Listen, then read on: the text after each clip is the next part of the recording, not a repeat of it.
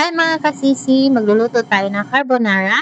So, magpakulo tayo ng tubig para sa ating pasta, kung ano man yung gusto nyong gamitin, penny, or yung ganyan yung gamit ko, mga kasisi. Then, set aside natin pag malambot na siya. And then, after that, mag-igasa natin yung ating bacon hanggang sa maging crunchy.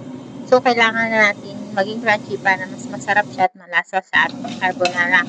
And then, wag natin tanggalin yung oil. Gamitin natin yung excess oil para igisa natin yung sibuyas at saka yung ating mushroom. So, ang gamit ko is yung white mushroom. Igisa natin sila hanggang sa maging brown.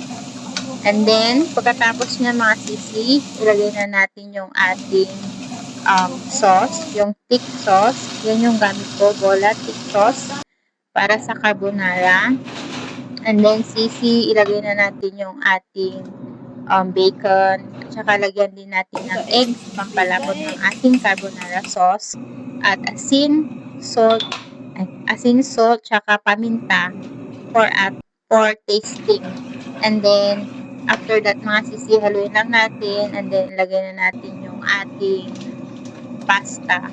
So, yung sauce natin, kailangan pakulo natin din siya ng konti para hindi magtaita yung ating mga chikiting.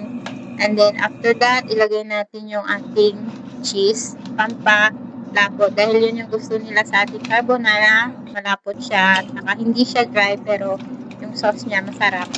Yan mga sisi, thank you!